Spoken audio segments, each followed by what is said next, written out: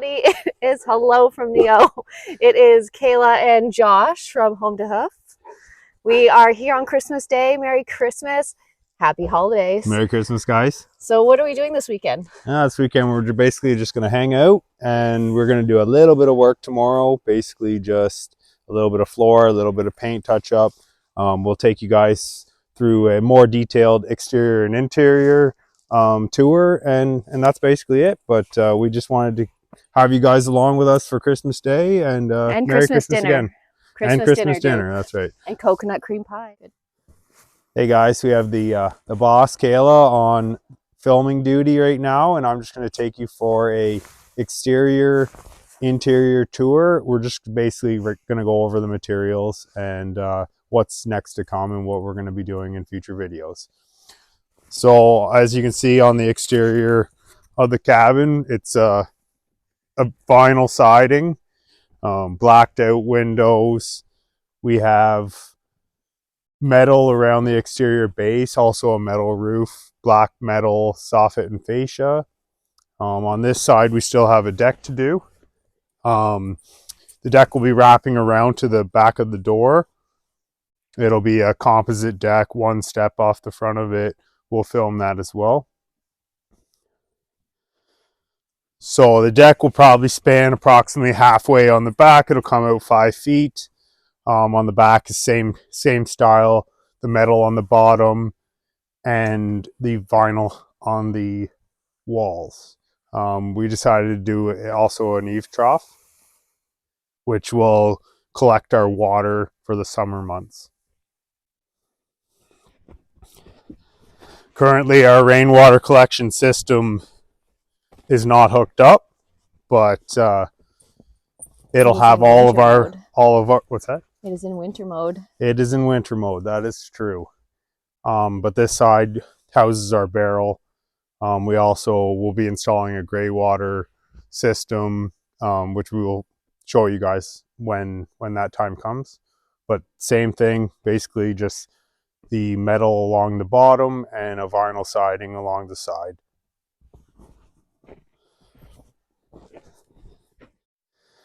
All right, guys, I just want to explain to you the foundation that we chose to do.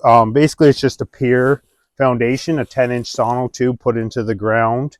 And it's just, we mixed the concrete up, dug the hole, mixed the concrete up, and poured the concrete. And then we mounted this adjustable bracket, which allows us to raise and lower each corner of the actual foundation if it does decide to settle. The whole floor system is made out of a pressure treated material, so it should withstand our cold winters. And we also insulated with a R10 foam board. So far no creatures have gotten under there, and it's worked out quite well. It keeps us cozy.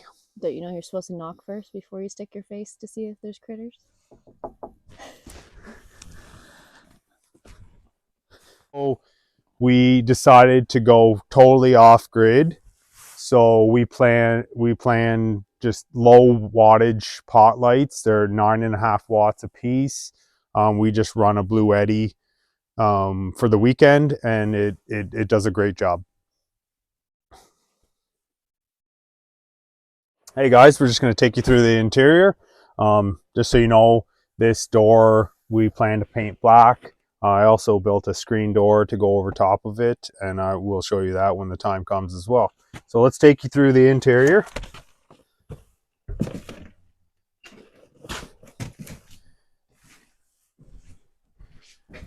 So we'll start with the flooring. The flooring is just a thin 5 mil vinyl plank flooring. It goes together fantastically. It's 100% waterproof, so that's why we chose to go with it.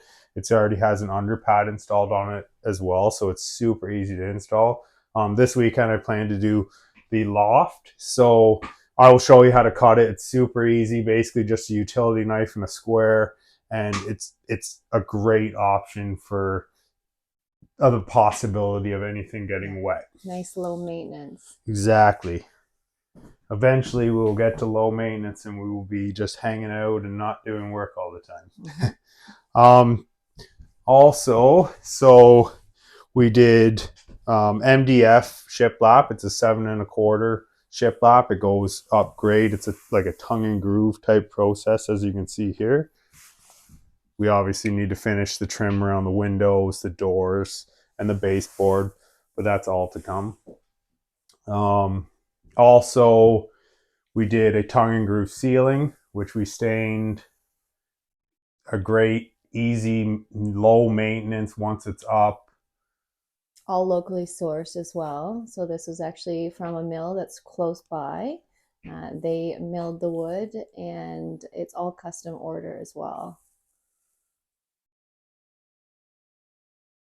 All right, so where did the windows come from? The windows came from Facebook Marketplace, which was a great find. We basically sourced a lot of the materials before we even started the build. So a year before, we were kind of collecting the materials, and it saved us a pile of money doing it that way. It was probably 1/10 of the cost of what it would have costed if we had to purchase these brand new.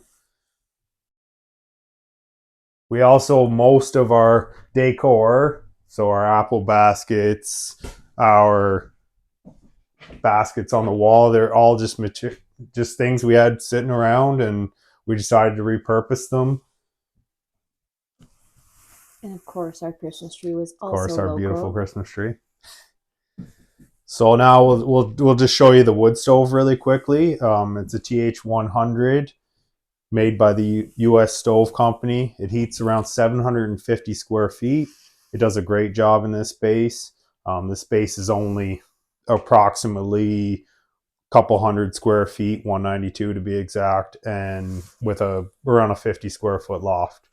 We went with a metal material on the back as a heat shield. It has a 1-inch air gap behind it as well. Now I will take you into our master bedroom.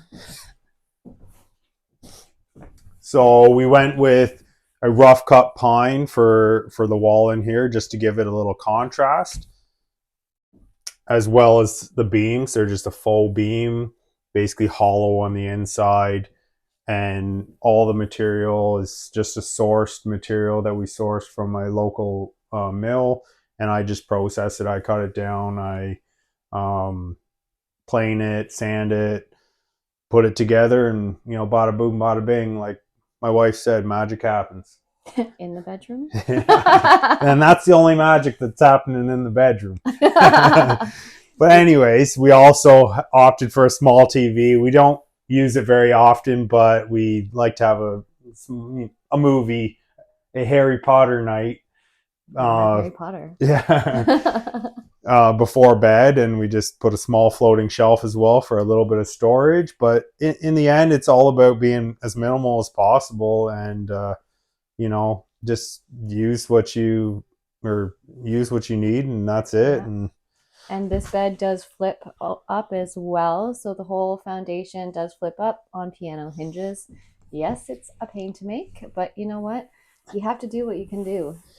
And also for storage, we are going to build a rollout that comes out the bottom as well. It's like a 36-inch by 36-inch rollout. It'll give us a pile of storage on each side, and that's why we opted to kind of have a bed in the nook. I know it's a pain to make and everything like that, yes, but sacrifices have to be made in the tiny space. But this is why we went this way, so we could actually have storage under the bed as well. Yeah. The next would be the bathroom. It's still a work in progress. Pretty much right in there right now is a 32 by 32 inch shower base and a small composting toilet. We plan to make a future video of that. That will basically we'll post eventually. But for right now, it is just a work in progress. So we will show you that eventually. The bathroom door was also made by local milled lumber. It's the same as the ceiling pine, and just a 1x material for the trim work. I have to remind people that all of the woodwork has been done by Josh, including these cabinets. They were not purchased. They were made by hand, except for this laminate countertop that was purchased. Yeah, so the cabinets are basically, yeah, same type of material, just the source lumber. We process it, and basically build the frame and the door and soft close hinges. We have rollouts. Underneath here is where the Blue Eddy is housed. It's on a rollout as well, which is very nice. So basically, you just roll this out, set the Blue Eddy down on there, plug it in, and then roll the actual Blue Eddy back into it. This is basically what powers our cabin. It's a Blue Eddy 200L, 2400 watt. It will spike up to about 3600 to 4000 watts if need be. I've ran a chop saw on it, a circular saw. It pretty much runs anything that I need it to run, which is amazing. It will last us usually 48 hours plus with still a little bit of battery life left. It has a 2000 watt hour battery life. It's worked perfectly for us for what we need. We just take it home, charge it, and then bring it back. It runs all of our lighting, our fridge, our coffee maker, and anything that we need to charge in the meantime. So far it has been a wonderful little unit. All we did here for power is basically we just hooked a 30 amp end into some 10-3 wire, and that 10-3 wire runs into that panel back there. And that panel, it basically just acts like a normal household. This Blue Eddy runs into the panel, and then the panel runs two breakers, and that runs our whole entire cabin. And in future, that will be connected to solar panels. We have the panels, we just haven't gotten to setting them up yet. So in the Yes. future, those panels will charge the Blue Eddy, if I'm not correct. And hopefully we won't have to take it home to charge each time. Yeah, exactly. So for future, we plan to do a little woodshed, and I'm going to mount two 400 watt solar panels to it. The unit can actually use up to 1200 watts of solar. We opted for 800 because I think that should be enough for us, but we'll take you through that process when we do that as well. And then our fantastic little refrigerator, which is for us for the weekend. It does do a great job. It's enough room for us for at least 2 or 3 days, and it stores plenty of our food. And lastly, we used a Selkirk double wall pipe and a full chimney kit, which was also sourced off a Facebook Marketplace. I just painted it and installed it, and it worked out.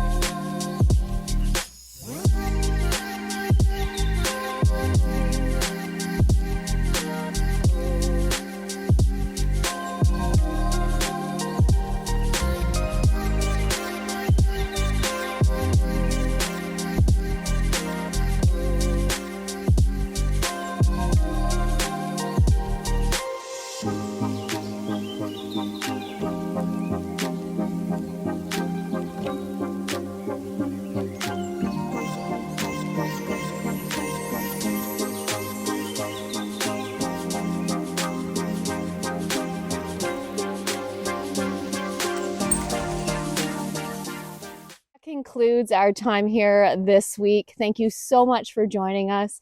Please comment below if there's anything further that you'd like to see, or if you have any questions. We're happy to answer. Josh, your cameraman this time, will be answering them for you most of the time. And we have some content coming up as well. We have some Q&As, and we've explored a few things more in depth. Please stay with us. And again, thank you for the support.